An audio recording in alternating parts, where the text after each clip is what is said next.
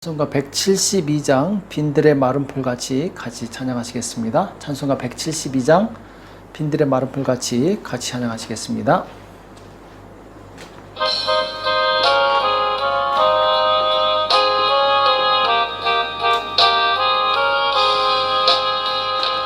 빈들의 마른 풀같이 시들은 나의 영혼, 주님의 허락한 성령 간절히 기다리네. 가물어 메마른 땅에 단비를 내리시듯 성령의 단비를 부어 새 생명 주옵소서. 반가운 빗소리 들려 산천이 춤을 추네. 봄비로 내리는 성령 내게도 주옵소서. 가물어 메마른 땅에 단비를 내리시듯 성령의 단비를 부어 새 생명 주옵소서. 절 따라 우로를 내려 조목이 무성하니 갈급한 내 심령 위에 성령을 부으소서. 가물어 메마른 땅에 단비를 내리시듯 성령의 단비를 부어 새 생명 주옵소서. 참되신 사랑의 언약 어길 수 있사오랴.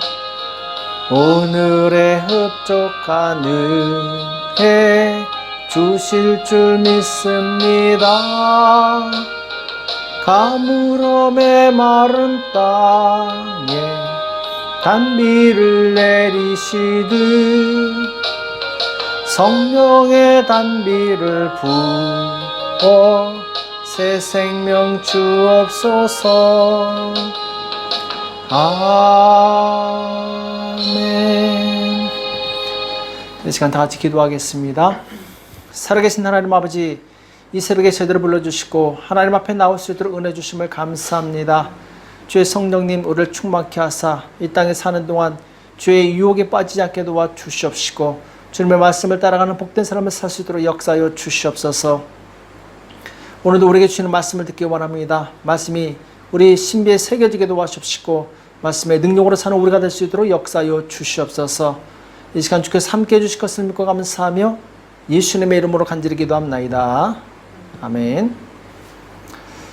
욥기서 5장 1절에서 2절 말씀 보겠습니다. 욥기서 5장 1절에서 2절 말씀 같이 한 목소리로 합독하도록 하겠습니다. 욥기서 5장 1절과 2절입니다. 같이 읽겠습니다. 시작. 부르짖어 보아라. 내게 응답할 자가 있겠느냐? 거룩한 자 중에 내가 누구에게로 향하겠느냐? 분노가 미련한 자를 죽이고 시기가 어리석은 자를 멸하느니라. 아멘. 좋은 마음을 가진 성도, 좋은 마음을 가진 성도란 제목으로 같이 말씀을 나누겠습니다. 사무엘상 16장 1절 이하에 보면 이제 하나님께서 다윗을 택하시는 내용이 나오죠. 사무엘 선지자를 보내서 이세 집안에 가서 8아들이 있는데, 자, 첫째 아들 엘리압부터 계속 얼굴을 보면서 하나님께서 기름 부은 자가 이 사람인가 이렇게 찾는 내용이 나오죠. 이때 정말 듬직한 그 첫째, 둘째, 셋째 아들을 보면서 하나님께서는 사무엘에게 너는 이 외모를 보지 말고 너는 외모를 보지만 하나님은 나는 곧 이 마음의 중심을 본다 이렇게 말씀하시죠. 하나님께서는 사람의 이 마음을 보신 하나님이십니다. 그래서 우리는 이 마음이 굉장히 중요합니다. 마음이 깨끗하고 청결한 자가 하나님을 볼 수 있습니다. 하나님의 은혜를 입을 수 있는 거죠. 오늘 엘리바스라는 사람들, 이 엘리바스라는 사람은 정말 경험과 지식이 많은 사람이었죠. 그가 하는 말은 사실 틀린 것이 없습니다. 다 옳은데 문제는 뭐냐면은 이 경우에 맞지 않는 말을 하고 있다는 거죠. 지금 욥의 상황이 어떤지도 모르고 바른 말을 한다고 하는데 사실은 욥의 상황과 맞지 않습니다. 그래서 이 엘리바스의 큰 오류가 무엇이냐? 지금 상황에 맞지 않는 말을 하고 있고, 두 번째는 바로 욥을 정죄하는 말을 하고 있다는 거예요. 욥을 우습게 보는 그런 말투를 하고 있다는 거죠. 자, 오늘 본문에 보면은 부르짖어 보아라. 내가 응답할 자가 있겠느냐? 내게 응답할 자가 있겠느냐? 거룩한 자 중에 내가 누구에게로 향하겠느냐? 자, 이 말씀은 네가 아무리 부르짖어도 응답할 사람이 없다라는 거죠. 너를 도와줄 사람이 없다라는 거죠. 그리고 이 거룩한 자 중에 정말 깨끗하고 아무리 착한 사람이라 할지라도 너를 받아줄 사람이 없다라는 거죠. 이것은 욥에 대한 거의 인격 모독과 같은 수준이죠. 너를 돌봐줄 사람이 없다. 네가 아무리 부르짖어도 너를 받아줄 사람이 없다. 이런 말이죠. 이 말은 이 욥을 정말 사랑하는 마음에서 한 말이 아니죠. 비꼬는 말이죠. 2절도 마찬가지입니다. 분노가 미련한 자를 죽이고 시기가 어리석은 자를 멸하느니라. 그러니까 이 말은 네가 어리석고 미련한 자란 그런 말이죠. 자, 이미 엘리바스의 마음 속에는 욥을 무시하고 욥을 이 죄인 취급하는 그런 마음이 있었어요. 자, 정말 사랑한다면 그런 마음을 갖지 않겠죠. 그러니까 엘리바스는 바른 말은 했지만 그 마음에 사랑이 없었어요. 바리새인들도 마찬가지죠. 바리새인들도 이 말씀을 많이 알고 있어서 바른 말은 했지만 그 안에 사랑이 없었습니다. 또 외식했던 것이죠. 시편 15편 1절 이하에 보면은 하나님의 장막에 거하고 또 하나님의 이 거룩한 산에 거할 자가 누구인가 이렇게 질문하는 내용이 나옵니다. 그러면서 2절에 어떤 사람이 하나님의 장막에 거하는가? 정직하게 행하며 공의를 일삼으며 그 마음에 진실을 말하며 그 혀로 참소치 아니하고 그 벗에게 행악치 아니하며 그 이웃을 회방치 아니하며 이렇게 말씀하고 있어요. 그 사람의 마음 중심이 진실한 사람, 이 사람이 하나님의 성산에 거할 수 있다는 것이죠. 또 그 혀로 참소치 아니하고. 자, 오늘 엘리바스는 그 혀를 가지고 이 욥을 정죄합니다. 참소하고 있는 거죠. 이것은 하나님의 마음이 아닙니다. 그래서 우리는 먼저 내 자신을 돌아볼 수 있어야 돼요. 다른 사람을 비웃고 다른 사람이 잘못됐다고 비난하기 전에 먼저 내 자신을 돌아볼 수 있어야 됩니다. 그렇다면 우리는 남을 향하던 그 비난이 자신을 고치는 그런 바른 사람이 될 수 있어요. 많은 사람들이 자기는 돌아보지 않으면서 다른 사람의 허물을 들춰내고 책망하고 그리고 그 사람을 정죄합니다. 이것은 좋은 마음이 아닙니다. 그래서 예수님께서는 마태복음 7장에서 어찌하여 형제의 눈 속에 있는 티는 보고 내 눈 속에 있는 들보는 깨닫지 못하느냐 이렇게 말씀하고 있죠. 보라, 내 눈 속에 들보가 있는데, 들보는 이제 나무 토막처럼 큰 거죠. 어찌하여 형제에게 말하기를 나로 내 눈 속에 있는 티를 빼게 하라 하겠느냐. 외식하는 자여, 먼저 내 눈 속에서 들보를 빼라. 그 후에야 밝히 보고 형제의 눈 속에서 티를 빼리라. 자, 예수님께서는 이 바리새인들의 마음이 바르지 않았다는 것을 알고 있었습니다. 그래서 바리새인들이 툭하면 남을 정죄하고 이 죄인들을 못살게 굴고 그리고 무시하는 것을 보고 예수님은 이들을 오히려 책망하시게 되죠. 남들의 책망을, 남들의 비난거리를, 정죄할 거리를 찾지 말고 먼저 네 자신을 살펴보라는 것이죠. 자, 이것이 복음적인 것입니다. 먼저 우리는 내 안을 살펴볼 수 있어야 돼요.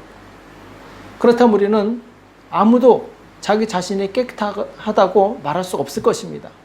왜냐하면 우리는 모두 죄인이기 때문에 그렇습니다. 그렇다면 우리는 남을 함부로 정죄할 수 없겠죠. 자, 오늘 엘리바스는 자신은 옳다고 생각하고 있었어요. 자신은 이렇게 잘 살고 있는 것이 자기가 정말 훌륭해서 잘 살고 있다고 생각하고 있고, 욥이 이렇게 고난받는 것은 뭔가 문제가 있기 때문에 그렇다고 생각을 하고 있었던 것이죠. 자, 바른 마음의 시작은 먼저 나를 돌아보고 그리고 사랑하는 마음으로 상대를 바라보는 것, 이것이 바로 바른 마음입니다. 상대방을 무시하거나 그리고 정죄하는 것, 이건 왜곡된 마음이죠. 그래서 이 사도 바울도 갈라디아서 6장 1절에서 형제들아, 사람이 만일 무슨 범죄한 일이 드러나거든 신령한 너희는 온유한 심령으로 그러한 자를 바로잡고, 자, 남이 무슨 범죄한 것을 봤을 때 신령한 우리, 정말 예수를 믿는 우리라면 온유한 심령으로 그러한 자를 바로잡으라고 말씀하고 있어요. 이거 온유한 심령이라고 그랬죠. 착한 마음, 좋은 마음, 정말 사랑하는 마음으로, 부드러운 마음으로 그 사람을 바라보고 바로잡으라는 것이죠. 내 자신을 돌아보아 너도 시험을 받을까 두려워하라. 내 자신을 돌아보아 너도 시험을 받을까 두려워하라. 다른 사람이 범죄했을 때 그것을 정죄하고 비난하는 것이 아니라 나도 저럴 수 있다는 사실을 깨닫고 자신을 돌아보라는 것이죠. 시험 받을까 조심하라는 것이죠.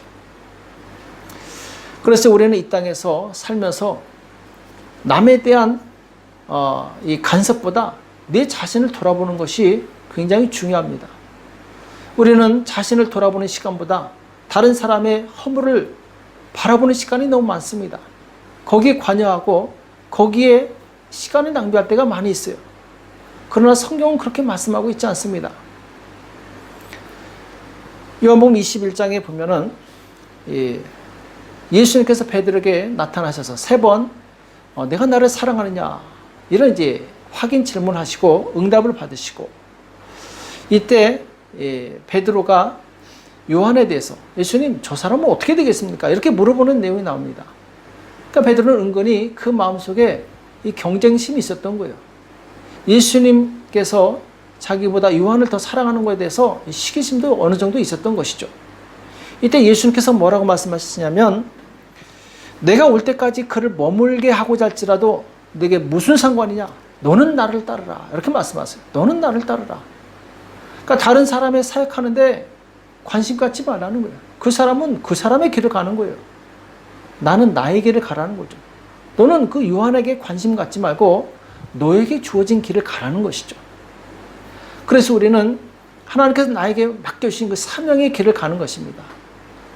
다른 사람의 일에 간섭하지 말고 내 일에 집중하는 것이죠. 다른 사람을 정죄하기 전에 먼저 내 자신을 돌아보아서 혹시 하나님 앞에 부끄러운 것이나 죄가 있는지를 돌아보라는 것이죠.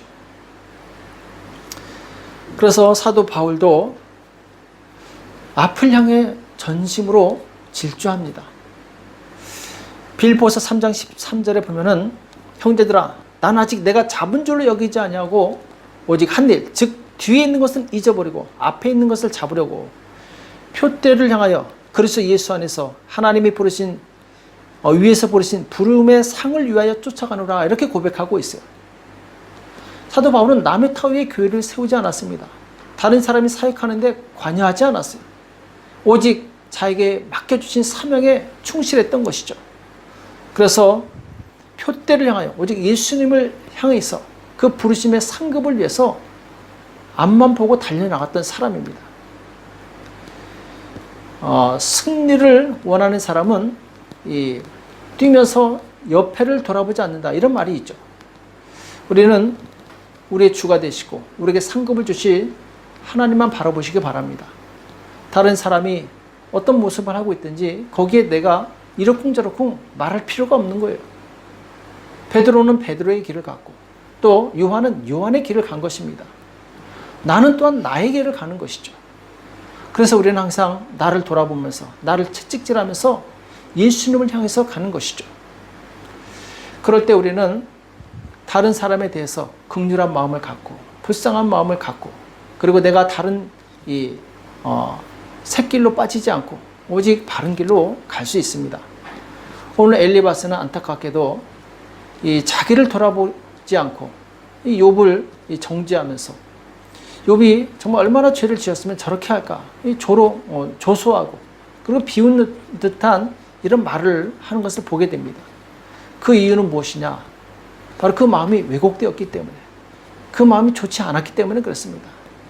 우리는 먼저 우리 자신의 마음을 아름답게 가꾸시기 바랍니다. 깨끗하고 정직하고 진실하게 가꾸시기 바랍니다. 그럴 때 정말 환난 당하는 자를 봤을 때 불쌍히 여기는 마음을 갖고 그를 위해서 기도할 수 있는 것입니다. 오늘 말씀 기억하시면서 하나님, 내가 정말 하나님 앞에서 좋은 마음을 갖고 우리 이웃을 돌아보며 나에게 주어진 그 사명의 길을 갈 수 있도록 나를 붙들어 달라고 기도하시는 저와 여러분 되시길 예수님의 이름으로 축복합니다. 기도하겠습니다. 살아계신 하나님 아버지, 오늘 우리에게 말씀해 주시며 감사합니다. 주의 성령님 우리 가운데 역사하사 우리 자신의 마음을 깨끗하게 도와 주시옵시고 우리 자신을 바라보게 도와 주시옵시고 오직 예수님의 보혈로 깨끗함을 받아서 좋은 마음을 가지고 주님 이웃을 사랑하며 나에게 주신 그 길을 갈 수 있도록 축복하여 주시옵소서. 이 새벽에 기도할 때 주의 성령께서 역사하여 주시옵소서. 감사하며 예수님의 이름으로 간절히 기도합나이다. 아멘. 오늘 말씀 기억하시면서 하나님, 내가 좋은 마음을 가진 성도가 되어서 나 자신을 돌아보고 이웃을 사랑하는 그런 사람이 될 수 있도록 도와달라고 나라와 민족과 교회와 가정을 위해서 자녀를 위해서 이 시간 합심해서 간절히 기도하겠습니다. 기도하겠습니다.